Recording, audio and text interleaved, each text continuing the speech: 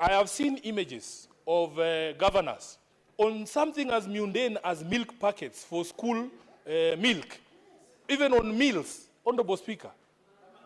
So that you want to tell us that this is Sifuna is doing. I have seen my colleagues in the National Assembly, Honorable Speaker, every single national government CDF-funded project, they have to find a way to put their names on it. Even after the courts ruled that this thing is unconstitutional, they changed now, they say, oh, this is financial year 2022-2023, patron. Then they write Edwin Sifuna, patron. Honorable Speaker, this Mr. Musundi has identified a proper problem in this country. And we want to be able to say that every single coin that is utilized by national and county governments is actually our money. That's our property. Honorable Speaker, I've seen these patrons disbursing bursary checks, and they want to greet the parent and look them in the eye and ask them, who is the person who gave you this check? Then they say it is Sifuna. Then they say, remember me in 2027. Mr. Speaker, you would think that that money is their money. And one of the things I don't understand, these members of the National Assembly make the dishing out of checks to appear like something that is so appointed.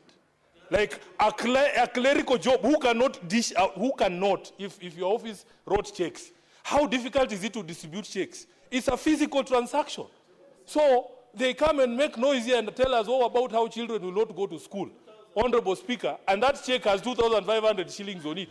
There are people here who are educating children and they don't even announce it. Honorable Speaker, they should come to our offices so that we tell them, all those children that I have paid school fees for, even if you see a single one of them with a picture of Sifuna, you should ask me. They go there and they say, this is the so-and-so who did it for me. But you don't see me presenting checks here in Nairobi saying, oh, Sifuna is issuing bursaries today. That is not your money. Can you show us photos of you issuing your own money so that you leave this public money aside, Honorable Speaker? Then, Honorable Speaker, the majority leader even wanted us to extend this thing to Plex. There was a young man who was going around this country called Morara, auditing national projects. The country is led by Plex, written, oh, this project was commissioned by William Ruto on this particular day, on this particular day. Those are the other Plex that we need to go for, because that is not Ruto's money. He should also remove his name on those Plex. Honorable Speaker, it is the truth. The majority leader told us we need to extend it to Plex. I can show you those Plex. Senator Sifuna, there is a point of order again from Senator Chalge. Mr. Speaker, I rise again understanding 101 on contents of speech, Mr. Speaker. This obsession by Senator Sifuna or President William Ruto must stop. If he wants to discuss the president, he should bring a substantive motion. Then we can handle at that point. He should stop this obsession, Mr. Speaker. Please, protect, because the president is not here to defend himself. Because when you are making such assertion against anyone, they have a right to be here to defend themselves. But since he's not here, he should just stop dragging. You know, majority leader can defend himself because he's here, Mr. Speaker. Can the Honorable Senator withdraw and apologize or substantiate, Mr. Speaker? Because when he says there are plagues that are littered with the name of President William Ruto in the country, that is not a statement of fact and standing order 105. Senator Chalage, just a minute ago, you are requesting to be given the names of the governors. Correct. You have the plagues. No. Also, you mentioned the name of a certain governor. Correct. Mr. Speaker, can I finish? Speaker, can I finish? Mr. Speaker, can I finish? Too long. Can I finish? Listen, Senator Chalage, since too long cannot make a right. Also, Senator Sifuna, there was a communication from the chair about that standing order to avoid mentioning names of state officers who are not in this house. Maybe unless you bring a substantive motion. Honorable Speaker, Honorable Speaker. Can I finish? No, can I finish? Sit down, Bwana. Sit down. You are not the Speaker. All the senators. You are not the Speaker. Mr. Speaker, why is Senator Sifuna ordering me? You are the Speaker. Resume the seat. Resume your seat, Senator Sifuna. Let me finish what I was saying.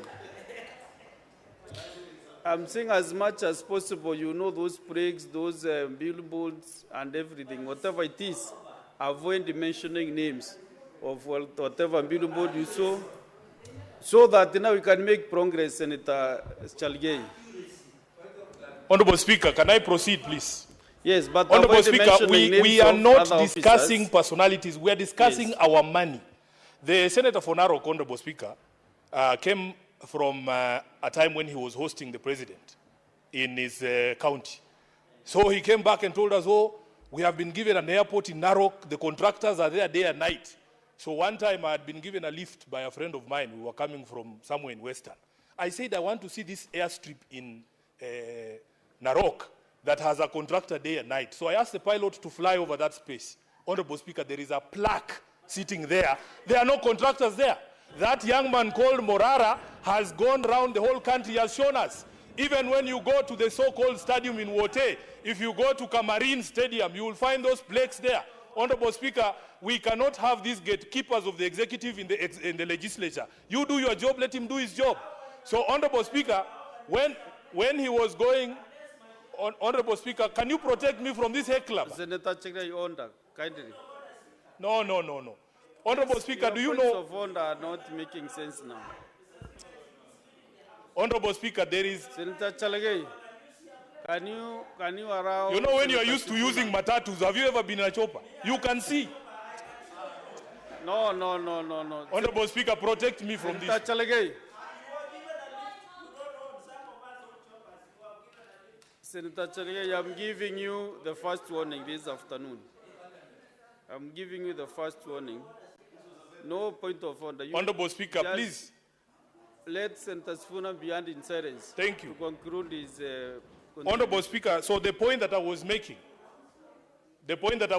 Honorable Speaker, is that those plaques with names of either projects that have been started or concluded should bear the same sign that I told you about, the Road Maintenance Levy Fund. It should say, your taxes have built this stadium in Wote.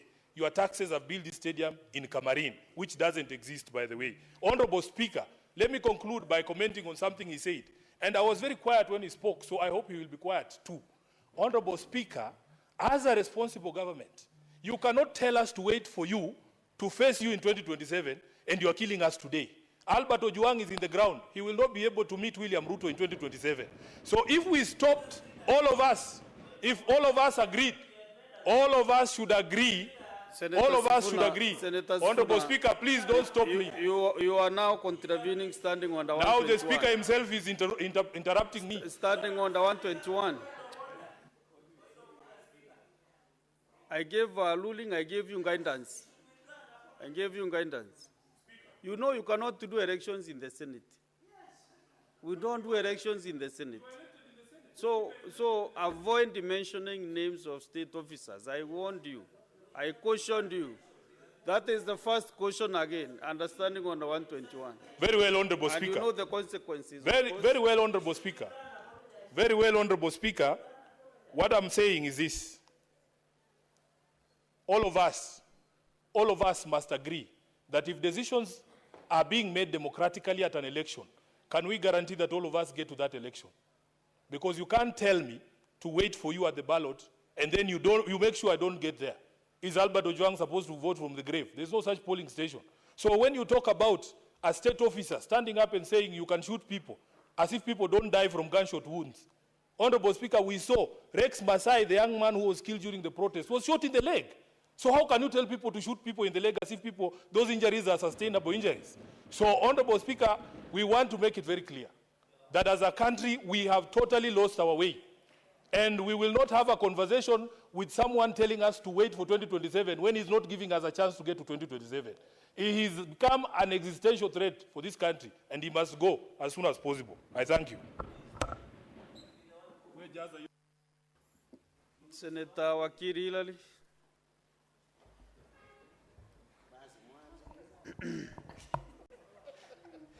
Thank you. Mr. Speaker, you will protect me from Senator Cherargei, particularly when he makes reference to the local dialect that he requests